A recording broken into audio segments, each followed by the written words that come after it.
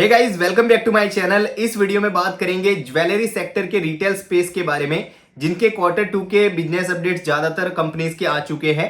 तो हम लोग यहाँ पे कवर करेंगे सभी कंपनीज के बारे में और जानेंगे कौन से कंपनीज है जिसकी तरफ हमको फोकस करके चलना है, कौन से वो कंपनीज है जो रेस से पूरी तरीके से बाहर हो चुके हैं और कौन से वो कंपनीज है जिसकी तरफ आपको एज एन इन्वेस्टर्स देखना चाहिए। ठीक है, देखिए, जब हम कोई भी स्पेस के अंदर इन्वेस्ट करना चाहते हैं तो हमको ये जानना बहुत ज़्यादा जरूरी है कि यहाँ पे मार्केट कैप सबसे ज़्यादा कौन यहाँ पे मतलब जो मार्केट शेयर है वो कैप्चर कर रहा है और कौन है जो अपना मार्केट शेयर डिक्रीज कर रहा है। तो ये जानना बहुत ज़्यादा जरूरी है।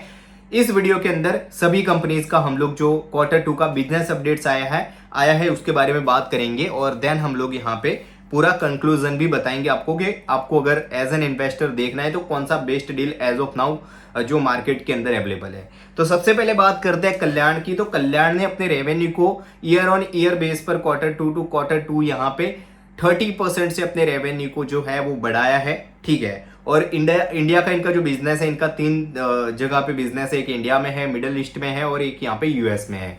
तो इंडिया वाला जो इनका यहाँ पे बिजनेस है वो 31% से ग्रो किया है। मिडिल ईस्ट में ये लोग इतना अच्छा नहीं कर रहे, केवल 10% का ग्रोथ वहां पे है। और उसके अलावा अगर बात करें तो इनका इंटरनेशनल बिजनेस 12% से ग्रो किया है। टोटल करीबन यहाँ पे इन्होंने 32 स्टोर्स नए ओपन किए हैं, जिसमें 15 स्टोर्स इंडिया में ओपन किए हैं, जो कल्याण के इनके फ्लैगशिप स्टोर। और उसके अलावा कैंडर जो इनका ऑनलाइन सेगमेंट है, इसको ये लोग ऑफलाइन ला रहे हैं और उसके भी इन्होंने 15 स्टोर्स खोले हैं। ठीक है, और उसमें अगर बात करें ऑनलाइन सेगमेंट में, ई कॉमर्स में 127% की ग्रोथ है। ठीक है, लेकिन उसका रेवेन्यू ज्यादा आता नहीं है तो हमको उसको नहीं देखना है। हमको ऑफलाइन जो रेवेन्यू है उसको ही देखना है, जो कि कंपनी का लगभग 90% से ज्यादा का रेवेन्यू वहीं से आता है। ठीक है, उसके अलावा अगर बात करें यहाँ से, इनका एक इश्यू था लास्ट क्वार्टर में। ये लोग अपना डेट रिडक्शन कर रहे थे, उसको रोक दिया था इन्होंने लास्ट टाइम, क्योंकि इनका कहना था कि हम डेट तो यहाँ पे भर रहे हैं लेकिन हमारा जो कोलेटरल था, हमने जो जिसके ऊपर लोन लिया था, वो बैंक यहाँ पे रिलीज नहीं कर रहा है, तो हम डेट नहीं भर रहे हैं। लेकिन वो इश्यू सॉल्व हो चुका है और इनका जो भी प्रॉपर्टी था वो रिलीज कर रहा है और इसकी वजह से ये लोग यहाँ पे डेट भरना फिर से शुरू करने वाले। तो ये एक इंपॉर्टेंट अपडेट थी।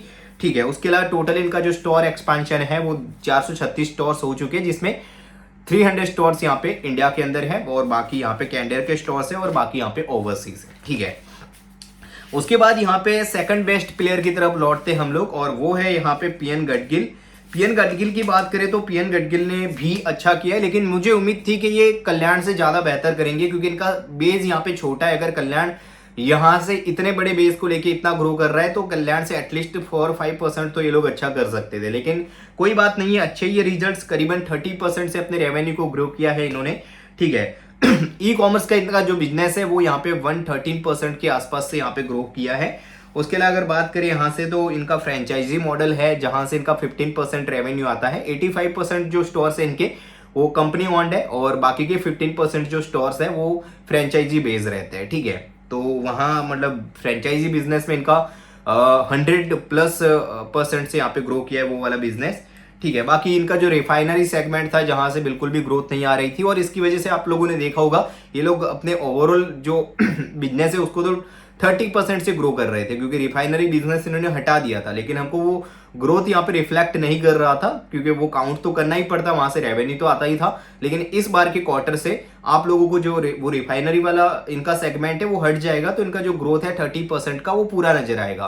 पिछली बार 4%, 6% ऐसा ही कुछ नजर आ रहा था, लेकिन as of now PN Gadgil ने इनका जो रिफाइनरी सेगमेंट है वो पूरी तरीके से हटा दिया है और टोटली ये लोग अभी यहाँ पे अपने रिटेल बिजनेस के ऊपर ही फोकस कर रहे हैं। ठीक है, तो ये है। बाकी वॉल्यूम ग्रोथ थोड़ा सा यहाँ पे डिक्रीज हुआ है। ऑफ कोर्स यहाँ पे गोल्ड के प्राइस पिछले कुछ टाइम से कितने बढ़ चुके हैं, तो वॉल्यूम थोड़ा सा यहाँ पे कह सकते हैं 15% का ही ग्रोथ है वॉल्यूम में।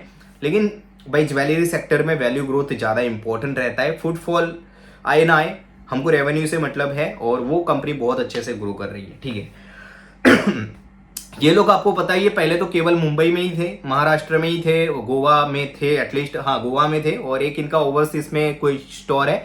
लेकिन इस बार इन लोगों ने यहाँ पे जो है वो 8 नए स्टोर्स खोले हैं। ठीक है, एक्सक्लूसिव जो 8 नए स्टोर्स खोले उसमें उसके अंदर यहाँ पे 5 कंपनी ओन्ड है और 3 यहाँ पे फ्रेंचाइजी बेस्ड है। ठीक है, और यूपी, एमपी और बिहार में ये लोग एंटर कर चुके हैं। अब नए स्टेट के अंदर जा रहे हैं तो थोड़ा सा कंजर्वेटिव ये चल रहे हैं, ठीक है। बाकी इस सीजन अभी जो H2 तो खत्म हो गया, ठीक है।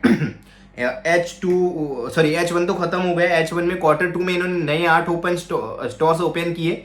शायद Q1 में 6 ओपन किए थे, मुझे पक्का याद नहीं है, लेकिन इतने ही कुछ किए थे। लेकिन अभी जो H2 है, Q3 और Q4, तो H2 के अंदर ये लोग जो है वो अभी भी नए 13 से 15 स्टोर्स और नए ओपन करेंगे, ठीक है। और अपना जो स्टोर एक्सपेंशन है ये ईयर को खत्म होते होते, FY26 को खत्म होते होते ये लोग यहाँ पे 76 to 78 अपने स्टोर एक्सपेंशन को ले जाएंगे, ठीक है। तो ये कुछ यहाँ पे गडगिल की तरफ से जो है वो इंपॉर्टेंट अपडेट्स हैं, ठीक है। उसके अलावा टाइटन तो देखने लायक ही नहीं है भाई। टाइटन ने तो केवल 20% से अपने ग्रो मतलब बिजनेस को ग्रो किया है।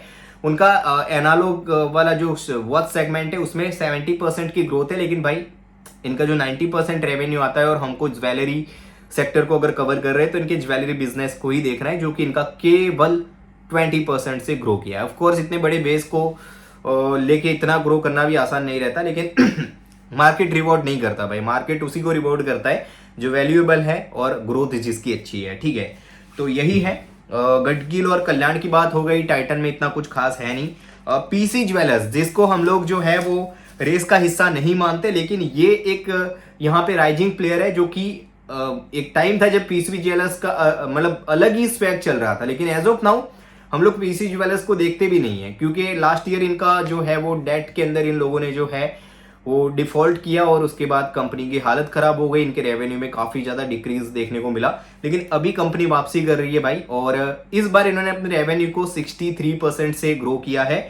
उसके अलावा इनका जो डेट है वो ये लोग रीपेमेंट कर रहे हैं, और इनका गोल है कि 26 जो FY26 है उसमें इन लोगों को टोटली डेट फ्री हो जाना है, और उसमें कहीं ना कहीं कंपनी यहाँ पे जो है वो मतलब सफल होती हुई भी दिख रही है। एज ऑफ अगर बात करें तो इस क्वार्टर के अंदर भी कंपनी ने अपने जो डेट है उसको 23% से यहाँ पे कम किया है, तो 50% प्लस से यहाँ पे अपने डेट को ऑलरेडी कम कर चुके हैं। एक नया स्टोर भी ओपन किया इन्होंने दिल्ली के अंदर पीतमपुर में, ठीक है। तो पीसी ज्वेलर्स देखिए, अगर आप लोगों ने डिफॉल्ट मारा है तो मार्केट आपको ट्रस्ट करने में काफी ज्यादा मतलब टाइम लगाएगा, लेकिन अगर ये लोग इसी तरीके से कंटिन्यू रहते हैं और डेट फ्री का जो इन्होंने स्लोगन अपना दिया है कि FY26 में हमको डेट फ्री होना है और अपनी जो मतलब लीडिंग पोजीशन थी उसको वापस लाना है, तो अगर वो कर देते हैं लोग तो डेफिनेटली यहाँ से स्टॉक्स यहाँ पे अच्छे पैसे बना सकते हैं। ये कोई रिकमेंडेशन नहीं है, आपको बता रहा हूँ, लेकिन टोटली हमको ट्रैक करना है।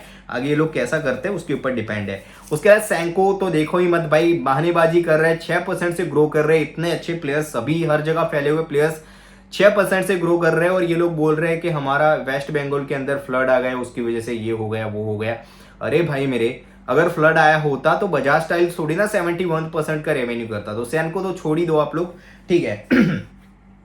बाकी एक यहाँ पे है ये जो है अपना मंगलसूत्र का एक है सिंघार हाउस ऑफ मंगलसूत्र। ये B2B बिजनेस है, ये लोग केवल मंगलसूत्र बनाते हैं बड़ी ब्रांड्स के लिए, ठीक है। जो बड़े हैं वो मतलब लाइक बड़े प्लेयर्स उनके, तो इन्होंने अच्छा ग्रो किया है, 23% से अपने रेवेन्यू को ग्रो किया है, लेकिन इनको ऑपरेटिंग मार्जिन अच्छा मिला, मतलब ऑपरेटिंग लेवरेज अच्छा मिला है, लगभग 60+% से अपने पैट को ग्रो किया है, तो ये एक अच्छी बात है। लेकिन एज ऑफ नाउ अगर कंक्लूजन के ऊपर आए तो अभी तो भाई PN गाडगिल मेरे को सबसे अच्छा प्लेयर लगता है स्पेस के अंदर, क्योंकि टाइटन का क्या है भाई, सॉरी टाइटन तो छोड़ ही दो, कल्याण का क्या है, कल्याण सबसे अच्छा है वैसे तो ग्रोथ वाइज, लेकिन कल्याण का क्या है भाई, बेस एक तो बड़ा हो चुका है, और दूसरी बात कि वैल्यूएशन काफी हाई है, तो स्टॉक वही है, और उसका उनके बीच में कुछ सेबी के रेगुलेशंस के रिगार्डिंग भी इश्यू हुआ था, उसके बाद मार्केट उनको इतना ट्रस्ट नहीं कर रहा है, प्लस इनका दिक्कत यही है कि वैल्यूएशन काफी हाई पे है, तो री रेटिंग के चांसेस इतने हैं नहीं। आपने देखा भी इतना अच्छा रिजल्ट आने के बाद भी कम मार्केट ने रिस्पॉन्स ही नहीं किया कुछ, ठीक है। लेकिन PN गाडगिल मुझे सबसे अच्छा प्लेयर एज ऑफ नाउ लग रहा है। बाकी ट्रैक करना होगा आगे कैसा होता है, तो अपडेट्स आपको मिलते रहेंगे। बाकी कमेंट्स करके बताइएगा वीडियो कैसा लगा, क्या कुछ चेंजेस करने चाहिए, कोई सवाल है तो भी पूछ सकते हो। Thank you so much for the watching.